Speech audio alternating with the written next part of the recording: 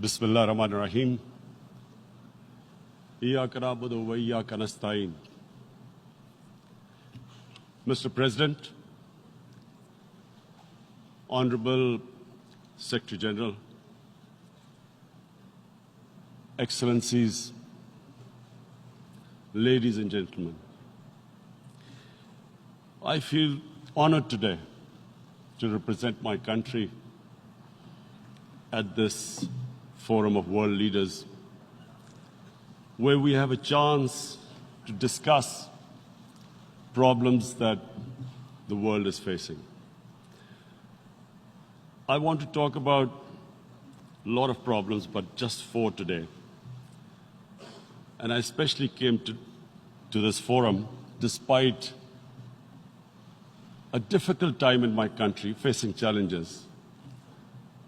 I would not have come, but because I feel that there are some very urgent problems which the world must address. So first of all, I start with climate change. So many leaders have talked about climate change. But Mr. President, I feel that there is a lack of seriousness. Perhaps world leaders do not, some of the leaders who can do a lot, do not realize the urgency of the situation. We have a lot of ideas, but as someone said, ideas without funding is mere hallucination. Pakistan, I'll give you an start with my own country. Our country is amongst the top 10 nations in the world which are most affected by climate change. We depend upon our rivers. We are mainly an agricultural country. And 80% of the water in our rivers comes from our glaciers. The glaciers not just on the Pakistani side, even India.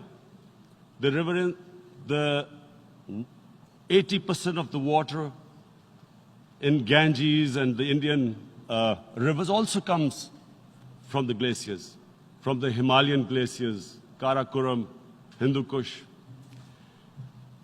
And these glaciers are melting at quite a rapid pace. We detected already 5,000 glacial lakes in our mountains. And if this keeps going, if nothing is done, we are scared that humans are facing a huge catastrophe. In my country, when my party came to power in the province of KP, we planted 1 billion trees in 5 years. Now we've set ourselves a target of 10 billion trees in Pakistan. Idea being to counter this, the effects of global warming. But one country cannot do anything. This has to be a combined effort of the world. My optimism comes from the fact that humans, the Almighty has endowed humans with great powers. We can do anything, provided our survival instinct is stirred up. And this is really what I hope that the United Nations will take a lead in this. There must be more emphasis. Richer countries must be pushed. Countries that are responsible for, mainly are responsible for greenhouse gas emissions. They must be pushed because our country contributes minuscule amount to greenhouse gases. So I feel that the United Nations must take leadership in this. My second issue for me right now is even more critical. Mr. President, every year, billions of dollars leave the poorer countries and go towards rich countries. billions of dollars siphoned off by the ruling elites of the developing world. And they find their way into Western bank accounts, offshore accounts, tax havens, expensive properties hidden behind companies bought in Western capitals. Mr. President, this is devastating the developing world. This is causing more poverty, debts. It's impoverishing the developing world. The difference between rich and poor countries is growing because of this. Money laundering, which happens because money leaves the poorer countries into rich countries, is not treated the same as, for instance, money from drugs or terror financing. The seriousness which terror financing and money from drugs, the way it is treated, it's not the same. The way the poor countries are being plundered by their elites. It's not happening. In my country, when I took charge of our government a year back, in the 10 years preceding that, our total debt went up 4 times. The debt we had accumulated in 60 years, just in 10 years, it went up 4 times. As a result, the total revenue we collected in 1 year, half of it went into debt servicing. How are we going to spend money on our human beings, 220 million people, when half the money is going into debt servicing? Because our country was plundered by the elites, the ruling elite. And easily they could get the money out. And when, Mr. President, we located properties in Western capitals bought by this money through corruption and money laundering, located the properties of these corrupt leaders, we find it so difficult to retrieve it. That money, if we retrieved that money, we could spend on our human beings. But it's so difficult. The laws protecting these criminals. We do not have the sort of money to have expensive lawyers and spend millions and millions of dollars. We need help from the rich countries. And, Mr. President, it's critical. The rich countries must show political will. They cannot allow this to happen. How can the poor countries spend money on human development, which the United Nations asks, SDG? How are we going to do it when this money can easily leave our countries? So, unless the rich countries intend to build walls to stop economic refugees coming as we see right now, they must take action. They must take action now. It must be a deterrent. Corrupt ruling elites should not be able to take money out easily and park it into foreign bank accounts and into these properties abroad. And I never understand why. Why do we have these tax havens? Why is this allowed? Why shouldn't rich people pay taxes? Why is it legal to have these tax havens where you have these secret accounts? Because, the world is changing. The population of the world is growing. Sooner or later, you're going to have a crisis. If the poor get poorer and the rich get richer, there is going to be a crisis sooner or later. So this is my second point. I hope that the United Nations takes a lead in this. It involves the IMF, the World Bank, Asian Development Bank. They must find a way of stopping this plunder of the developing world. My third point is Islamophobia. There are 1.3 billion Muslims in this world.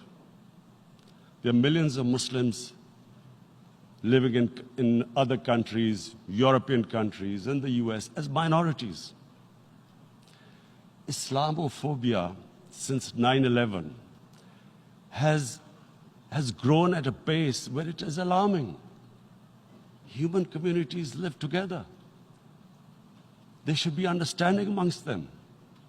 But Islamophobia is creating a division. Muslim women wearing hijab, it's become an issue. It's become an issue in some countries. Hijab is some sort of a weapon. A woman can take off her clothes in countries, but she can't put on more clothes. How is this happening? Because of Islamophobia. And how did this Islamophobia start? After 9/11. And why did it start? Because certain Western leaders equated terrorism with Islam. Islamic terrorism. Radical Islam. What is radical Islam? There is only one Islam. And that is the Islam we follow of Prophet Muhammad sallallahu alaihi wasallam. There is no other Islam. Radical Islam, Islamic terrorism, what message did they send to people in the West? And why is there Islamophobia? How is a person in New York, in the Midwest, in the US, in European capital, how is he going to distinguish between who is a moderate Muslim and who's a radical Muslim? Because terrorism has nothing to do with any religion. This Islamic terrorism, Islamic radicalism, and sadly used by leaders, this has been the main reason for this Islamophobia. And it has caused pain amongst Muslims. We in Muslim countries watch this Islamophobia traveling abroad, and it's getting worse. And may I just say, Mr. President, that in European countries, it is marginalizing Muslim communities. And we all know that marginalization leads to radicalization. Some of the people who ended up as militants in Syria and other places were from marginalized Muslim communities. And my point here is that we must address this issue. I'm sad to say that we Muslim leaders have not addressed this issue either. After 9/11, when this thing came about war against radical Islam, rather than Muslim leaders trying to explain to the West that there is no such thing as radical Islam, in all human communities, they are radicals. They're liberals and rest are moderate. All human communities, Christians, Jews, everyone has it. But Islam is not radical, neither Judaism, neither Christianity, neither Hinduism. No religion preaches radicalism. The basis of all religion is compassion and justice, which differentiates us from the animal kingdom.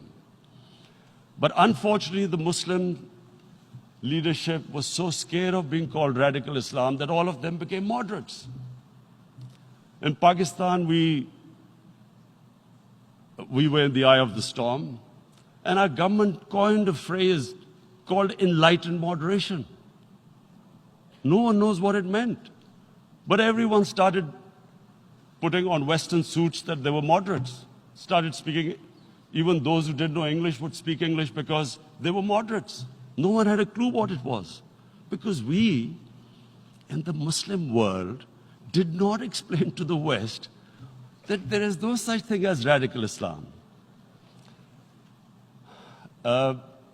One of the reasons why, after 9/11, Islam was supposed to be equated with terrorism was suicide attacks.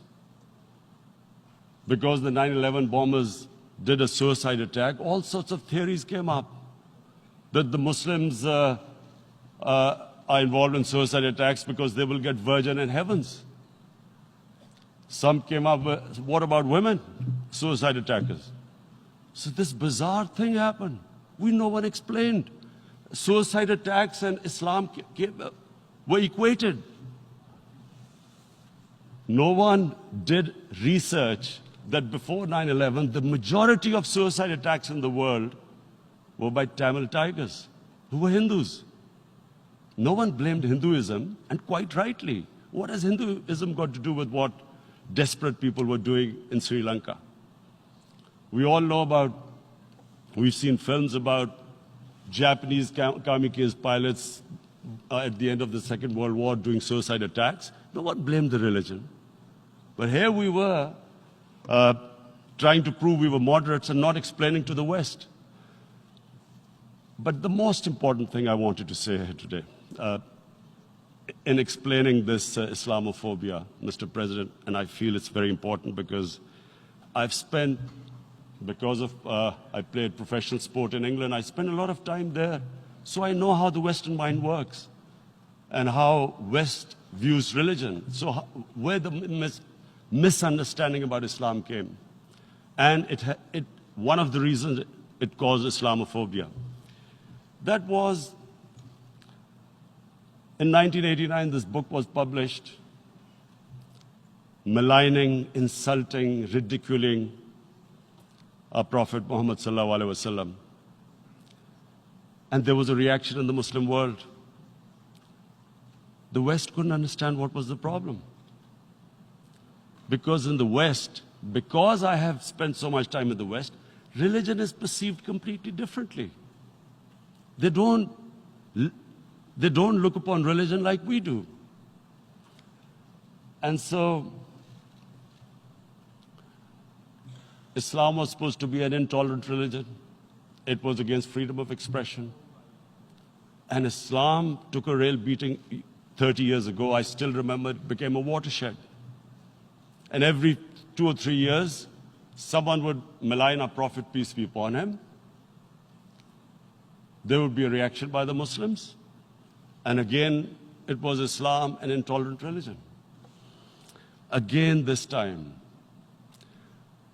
I blame a certain section of the people in the West who deliberately provoked this, knowing the impact it would have.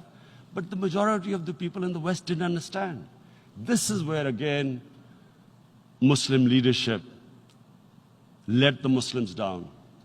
We should have explained to them what our Prophet, peace be upon him, means to us. So in 1 minute, I'll try and explain what he means to us. Our Prophet was the witness to the divine book, the Holy Quran. The Holy Quran is the book of guidance for Muslims, and the Prophet's life was living the Quran. He was an example of what the Quran guided us to be. So he is the ideal we all try to get to. The Prophet created the state of Medina, the first state in Islam. That state was the basis of a Muslim civilization which became the predominant civilization for the next 700 years. And what was that state? I hear such strange things about Islam, that it is against women, it's against minorities. The first state of Islam in Medina, it was the first time a welfare state was set up.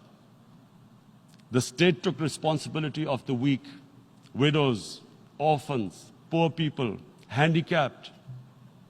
It taxed the rich, spent the money on the poor.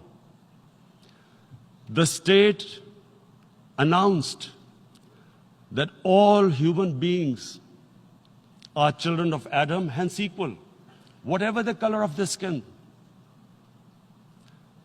The state announced, the Prophet announced that, and slavery, the whole system depended on slavery as it did for many years in the Western societies. The Prophet said that one of the greatest deeds is to free a slave. But because the society depended on slavery, he said, but if you have to treat them as an equal member of the family. And as a result, something happened in a Muslim world which hasn't happened in any other civilization.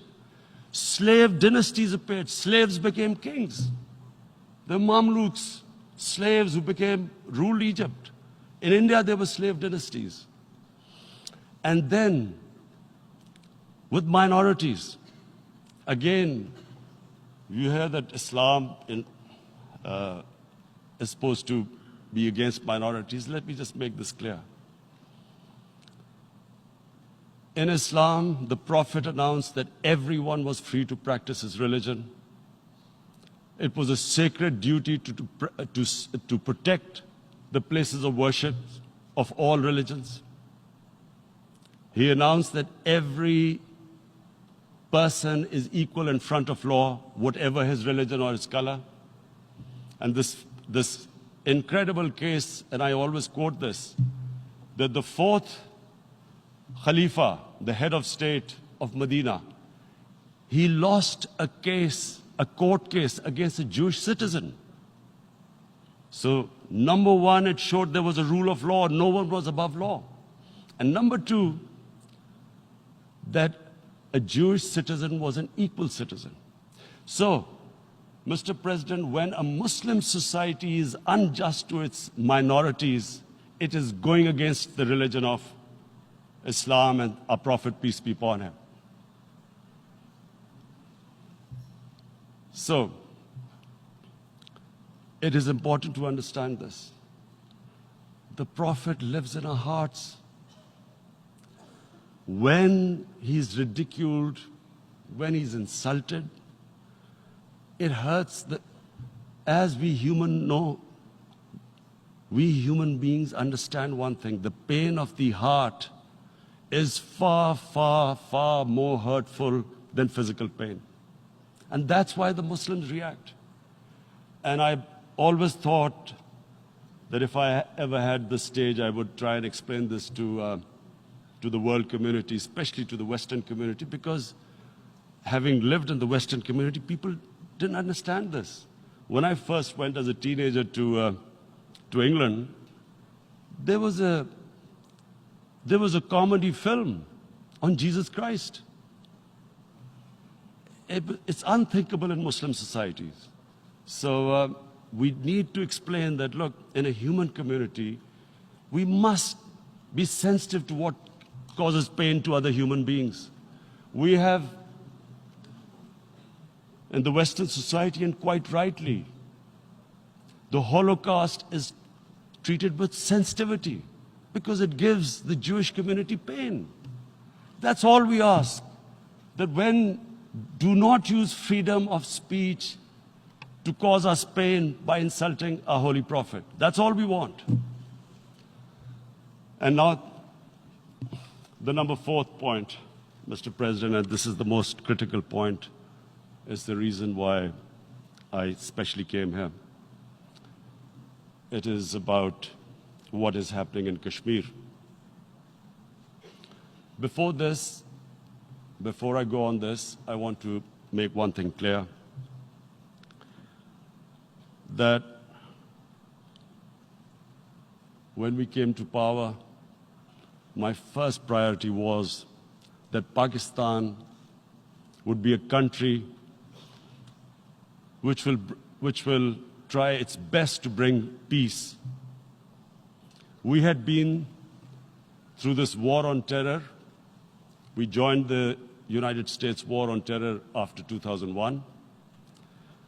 And Pakistan went through one of its worst periods where 70,000 Pakistanis died and over 150 billion was lost to our economy.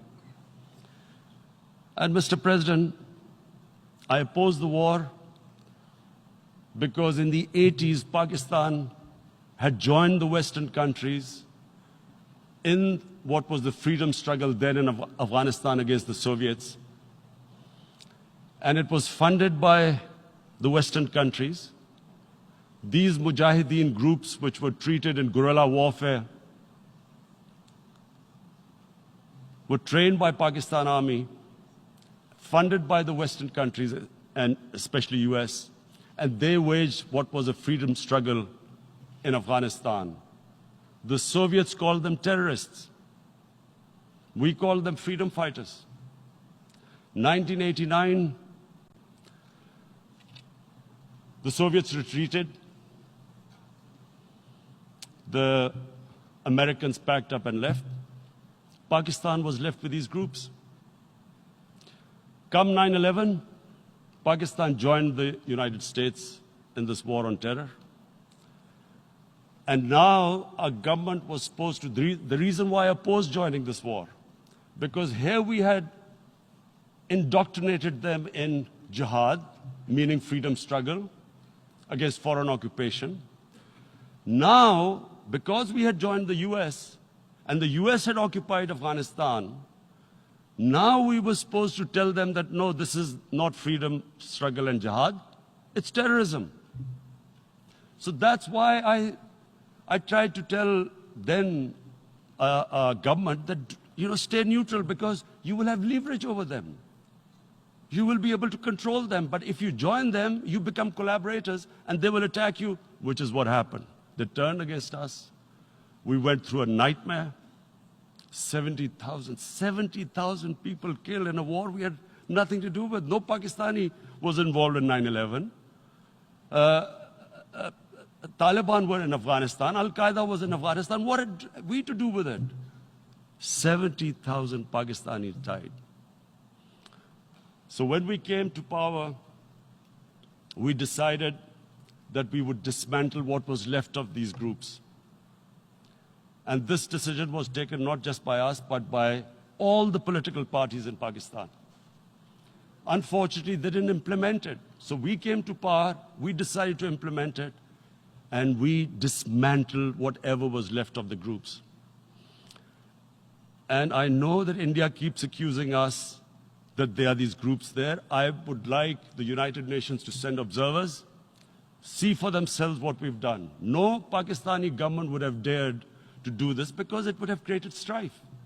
But we decided that there would be no militant organizations in Pakistan. So I need to give you this background and to what I'm going to say later on. And secondly, we started mending fences. I invited the Afghan president. We developed a relationship with Afghanistan. We had problems with Iran. We mended fences there. And then India. Now let me just give you a little background about my relationship with India. Because of cricket, and cricket being it's a passion in the subcontinent, I had great following in India. I have friends in India, and I loved going to India. So immediately, when my party came to power, the first thing we did was to immediately reach out to India. And I spoke to President Modi, and I said, look, we have similar problems. Climate change, poverty, let's get together. Let's resolve our differences through trade. Let's build a relationship on trust. Prime Minister Modi told me that, there were terrorist attacks from Pakistan. I said, we have problems with you. There are terrorist attacks which we know are instigated by India in Balochistan. We caught a spy, Kulbhushan Yadav, who admitted what the sabotage going on in Karachi and Balochistan. So we said, look, let's leave that behind. Let's move forward. Our main priority should be our people. The highest number of poor people live in the Indian subcontinent. Unfortunately, didn't make any headways. Our foreign minister was supposed to meet on this in the UNGA last year. India cancelled it. We thought that it's their election coming up. It's a nationalist, ultra-nationalist party. It doesn't want to cozy up to Pakistan. So we thought, okay, we'll wait till the elections. Meanwhile, a 20-year-old Kashmiri boy, whose father said was radicalized by the security forces in Kashmir, blew himself up on an Indian convoy. Immediately, India blamed us. I I spoke to the Indian public on television. I said, if you give us any iota of proof, we will immediately take action because we've clamped down on these groups. Rather than sending us any proofs, they sent their jets in, they bombed us. We retaliated. A jet, 2 of their planes were shot down, 1 pilot bailed out in Pakistan. We immediately returned the pilot, saying that, look, we do not want any escalation. Rather than taking that as a peace gesture, the entire campaign, almost the entire campaign of Mr. Modi in the election was how he had taught Pakistan a lesson that jets had killed 350 terrorists. Complete lie. They had just killed about 10 trees of ours, which was quite painful given that, we are growing all these trees. He then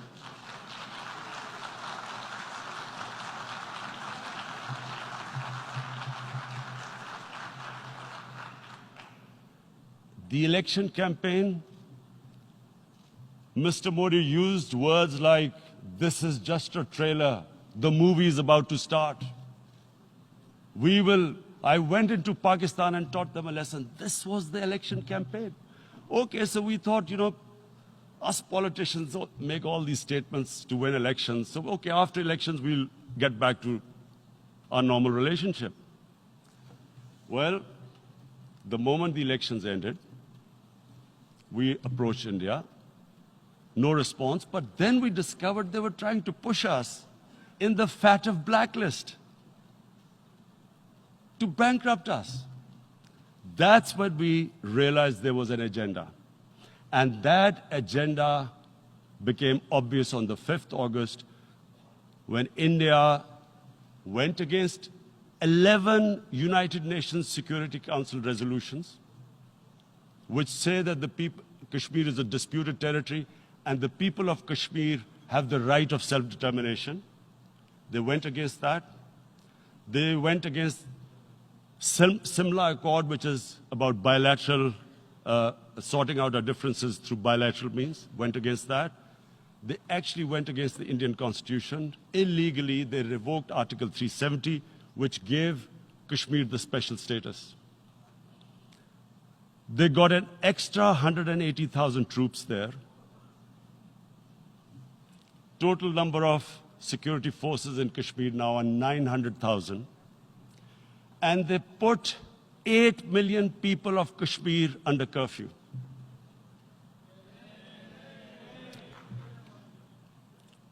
Mr. President, now I just briefly want to make the people understand how can anyone do something like this? And for that, I have to explain to you what is RSS.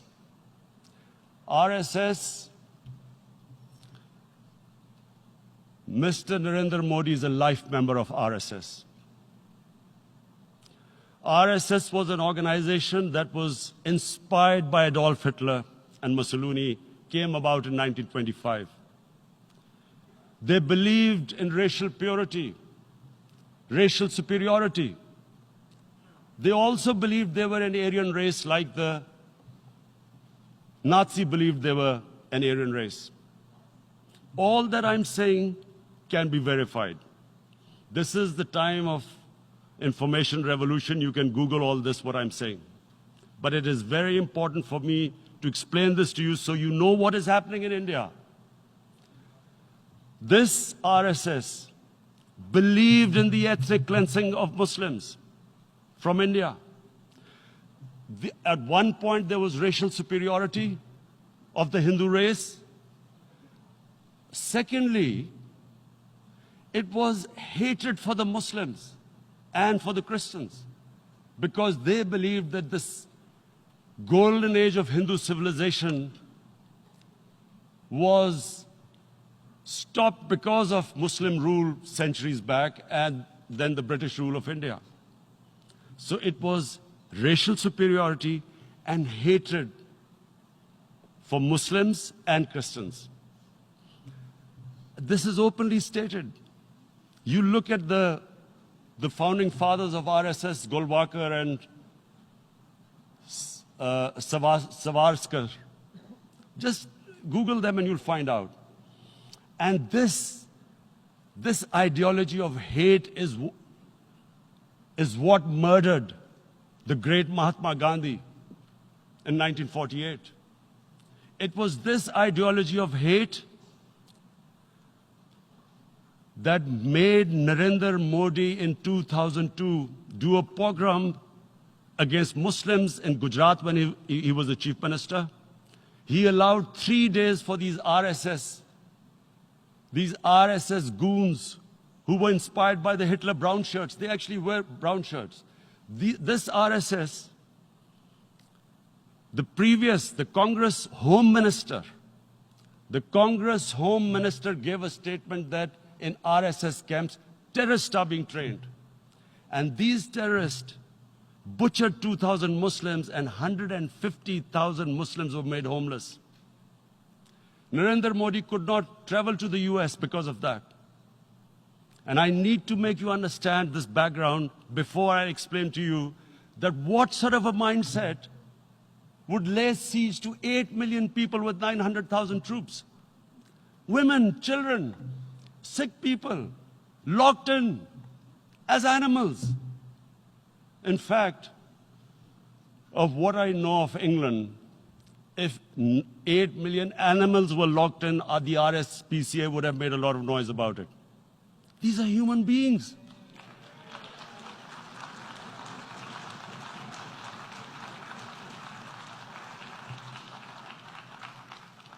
And Mr. President, what comes with racial superiority, these illusions of Aryan superior race, is arrogance. The two go together. And it's arrogance that makes people make mistakes and do stupid things. Cruel things like what Narendra Modi has done. It's sheer arrogance. And it's arrogance that has blinded him from the fact that what is going to happen when the curfew is lifted. Has he thought about it? This hasn't been thought through. What is he going to do when he lifts the curfew?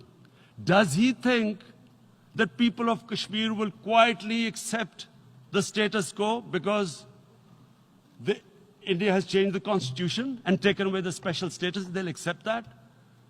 Mr. President, 100,000 Kashmiris have died in the past 30 years because they were denied the right given by the United Nations, the right for self-determination.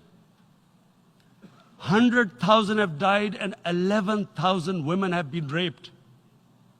There are two United Nations human rights reports on this. The world hasn't done anything because India is a huge market, 1.2 billion people. Sadly, the material prevails over the human. But this has serious consequences. Again, I repeat, that's why I'm here. Look, what is going to happen when the curfew is lifted will be a bloodbath. The people will come out. There are 900,000 troops there. They haven't come to, as Narendra Modi says, he's done this for prosperity of Kashmir. This is supposed to be for the development. These 900,000 troops, what are they going to do when they come out? There'll be a bloodbath. Has he thought it through what happens then? Mr. President, has anyone thought that what happens when there is a bloodbath? What do you think the impact will have on people of Kashmir? What do you think they will think? The way they have been boxed in their houses, treated like worse than animals, no rights. Thousands of all the political leadership has been arrested, taken out of Kashmir. Even those Kashmiri leaders who were pro-India have been taken out. 13,000 boys have been picked up and taken to God knows which destinations. So what do they think? What will the people of Kashmir do when they lift the curfew? They will be out in the streets. And what will these soldiers do? They will shoot them. They've already used pellet guns, blinded young boys. In the last 6 years, the 5 years, the oppression that has gone on in Kashmir. And so, Kashmiris will be further radicalized. Mr. President, there will be another Pulwama. And guess what? India will blame us. They're already blaming us. They're saying all this is happening because of Pakistan. One of their defense ministers said, there are 500 terrorists lined up on the border to go in. Why would Pakistan send 500 terrorists when there are 900,000 troops? What impact are they going to make? What will they do? And don't we know that the moment there is some terrorist attack, all that will happen is there'll be further cruelty and oppression of the people of Kashmir. We will just give the 900,000 troops to further crush the people of Kashmir. And then we'll give the Indian government an excuse that, look, Pakistan is a terrorist state, and this mantra that has gone on, Islamic terrorism. The moment you use this catchword, Islamic terrorism, the whole world turns away. No one talks about human rights. You can do whatever you want, which is what has happened in Kashmir, because they keep using this word, Islamic terrorism. And this is what they're doing right now. What do we benefit from further increasing the cruelty on the people of Kashmir? And why would we want this? But there is no other narrative left for India. As when they lift the curfew, whatever happens, Pakistan will be blamed, and there is always a danger of another Pulwama. They might come and bomb us again, and then another cycle might start. And what does Narendra Modi think? That 180 million Muslims of India are thinking right now. Aren't they watching these Kashmiris stuck inside for 55 days they've been stuck in? Aren't they watching? What do you think? Don't you think that the Muslims will be radicalized in India? And I'm talking about 180 million people. And when they get radicalized, there will be some incident in India somewhere down the line. Again, we will be blamed. And I'm warning you right now, again, we will be blamed.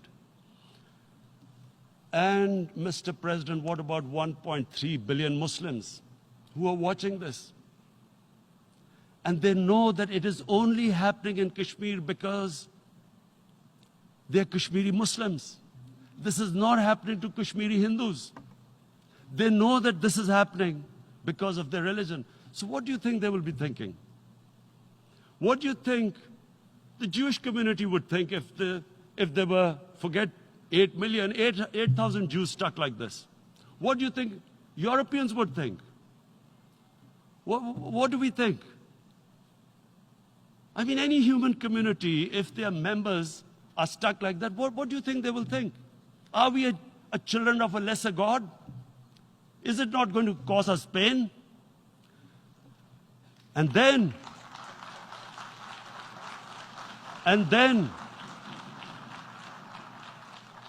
I'll tell you what will happen. People will, in the 1.3 billion Muslims, someone will pick up arms. I know we've been brought up with films, Western films. This good, decent guy doesn't get justice. He decides to pick up a gun and start seeking justice. There was a film made in New York, famous film called Death Wish. This guy gets mugged by and his family, his wife gets killed or something. He can't get justice. He picks up a gun and he goes around shooting muggers. And the whole cinema cheers him on. So what do you think the Muslims are thinking right now? If there is a bloodbath, there will be Muslims becoming radicals, not because of Islam, but because of what they will see that there's no justice when it comes to Muslims. There were Rohingya Muslims, Myanmar, who are, God knows, almost 1 million people out, ethnic cleansing. What was the response of the world community? So what do you think will be the response of 1.3 billion Muslims? I picture myself. I'm in Kashmir. I've been locked up for 55 days. I have heard about, and there are rapes, Indian Army going into homes, soldiers. Would I want to live this humiliation? Would I want to live like that? I would pick up a gun. You're forcing people. You are forcing people into radicalization. When people lose the will to live, what is there to live for? And this is what, if you can do this to human beings, you are actually radicalizing people. And so, Mr. President, I want to repeat here, this is one of the most critical times. There will be a reaction to this. Pakistan will be blamed. 2 nuclear-armed countries will come face to face like we came in February. And before we head in that direction, the United Nations has a responsibility. This is why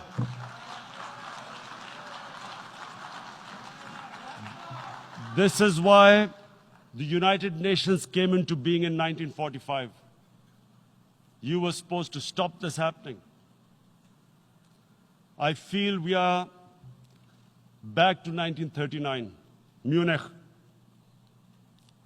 Czechoslovakia has been taken, annexed. What is the world community going to do? Is it going to appease a market of 1.2 billion, or is it going to stand up for justice and humanity?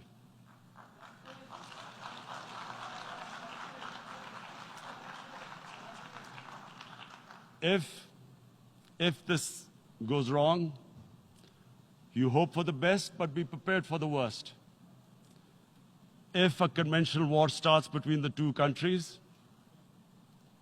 Mr. President, if a conventional war starts, and anything could happen, but supposing a country 7 times smaller than its neighbor is faced with the choice, either you surrender or you fight for your freedom till death, what will we do? I ask myself this question. And my belief is, La ilaha illallah, there is no God but one. And we will fight. And when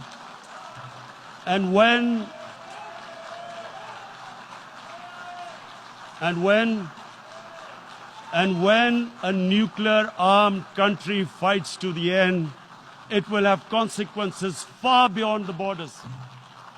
It will have consequences for the world, which is why I repeat I'm here. Because I'm warning you, it's not a threat.